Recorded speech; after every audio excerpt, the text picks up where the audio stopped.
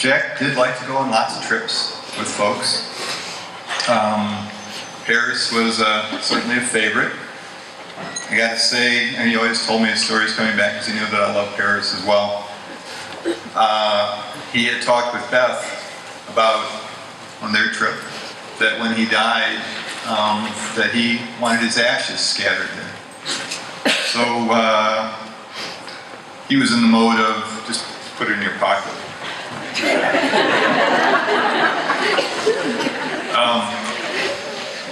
I actually looked into it a little bit, and there are ways they have these jardins souvenirs, like gardens of remembrance that you can put ashes in. That's the official story. But within the year or so, if you go to Paris, who knows where you might run into Jack. That's the plan. I'm going to ask Beth to come back up, because I wanted her to tell, a number of us wanted her to tell this story about her travels in France with Jack.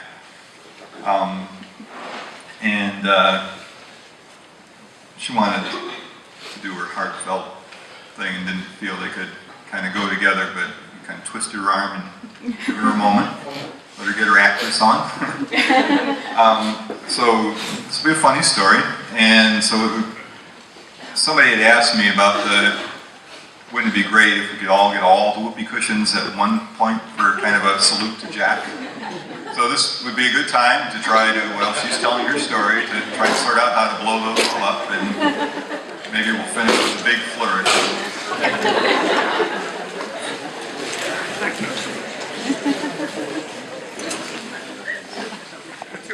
So, we went to Europe with Jack. It was me, my partner Connie, our friends Robin, and her husband Carol. And of course, there was a lot of wine involved every minute of every day. And on one particular day, we were wine tasting in France, and we went into a winery, and we were thrilled to find out that it was just us and the folks running the winery. And we just took the place over. We were just laughing, having the most amazing time. And other folks walked in, and we were like, okay, we can share the place. And not to offend anyone who might be from Southern California, Robin and Carol came out from Southern California. These folks clearly were of the LA persuasion. There was an attitude and an arrogance that they brought into the room, and we carried ourselves well. We maintained friendly conversation, and Jack would just keep leaning over. We need to move over to the other end of the. You guys need to come over here. We need to get away. But they shared their stories with us, and we were polite and cordial. And when they left, we all breathed a sigh of relief. We're like, okay, now we can leave LA and California behind and enjoy France. So the next day, Connie stayed home at the villa, but me and Robin and Carol and Jack went to a culinary center, and we were tasting more wine and standing outside. There was a small little ridge, and we were overlooking it going, oh look, there's our house, there's where we're staying. And Jack goes, oh no, oh no. And we turn around, and he's like, there they are. And we looked, and across the property, these folks were, the same folks from yesterday were walking across the property. And he's like, they loved us. If they see us, they're coming over here. And we're like, well, what are we gonna do? We could just fake it. And Jack looks over the ledge where we're all standing, and he's like, it's not that far down. And we all look, and they were coming closer, and just as I think they may have seen who we were, he's like, we're going. And we literally jumped over the wall on a hilltop terrace. We weren't even sure if there was a trail. And we definitely dropped down. We didn't break anything, but it certainly wasn't comfortable. And we just took off running. We knew we had seen where we were staying, but we didn't know the route to get there. So we're running through the hills of France, literally laughing, pausing to take amazing photos of each other under great bridges and great locations. And as we came out of this little bridge and we looked, like, there's no path, we don't know where to go. Like, we have to go in this direction. So we run through some property, and of course, we look and we see looks like a little greenhouse, and Robin and Jack are like, well, this is darling. We just start looking around, and we're like, oh, we're sorry, ma'am. We realized we were standing in someone's yard, and she was hanging her laundry. And we're just like, oh, stupid Americans, we just want to get over there. We're sorry. And we just ran through people's yards until we found a trail that led us back to our house. And we sat down and just toasted our wine and toasted the folks that we just disappeared from. We know they were walking in our direction, and when they got there, there's no other place to go except over the wall. And when we got back, that was always Jack's favorite story, and ironically, he called it our great escape.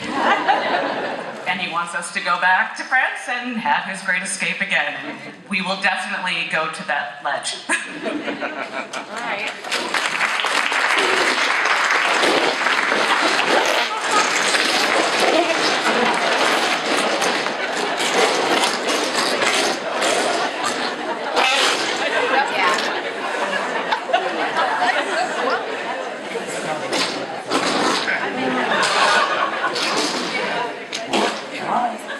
There was one more part of this story you told me.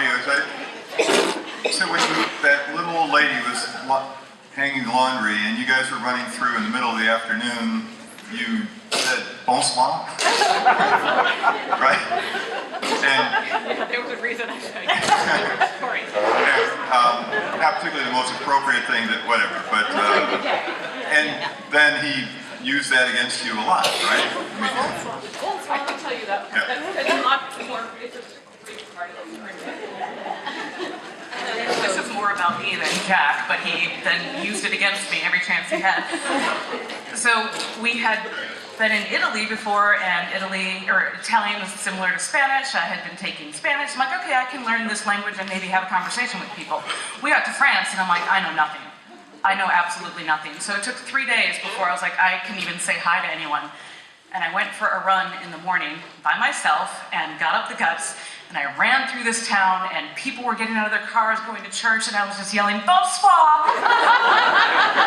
And they were all kind of giggling, and I saw a mom even take her child and move away. And I'm like, well, obviously they don't jog in France. So I got back to the house, and I told that story, and that's when Jack was like, well, you were saying good evening to everybody.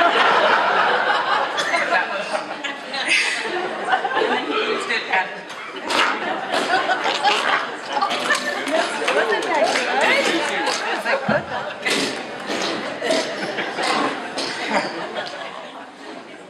Okay.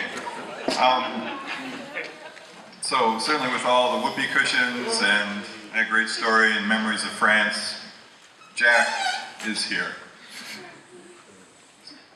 So I want to say 2, 11, 14, 27, 28, and 5. Oh, that's a sign here. You may wonder what these numbers mean. They don't mean anything to you, but when Jack and I shared an office, we made this promise to each other. If either of us should die, we would help them win the lotto. So, he's here. Those are my numbers, Jack.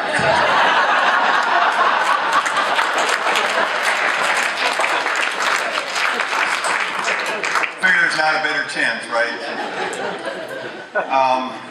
The driving story, I love that, because for years, he took the bus. He figured some way, we were in Kerner, I was like, how the heck do you do? We were working long hours anyway, but he still get on the bus and schlep back and forth.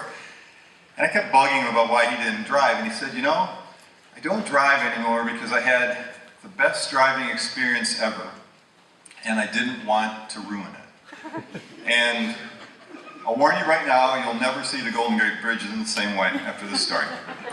He said he was driving with a friend, and really wasn't anybody else on the bridge, and they were going across, and he was having a bad day, and his friend laid his head in Jack's lap and let nature take its course.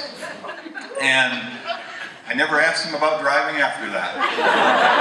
But, well, I can't tell you how many times I've gone across the Golden Gate Bridge and just wondered, well, anyway.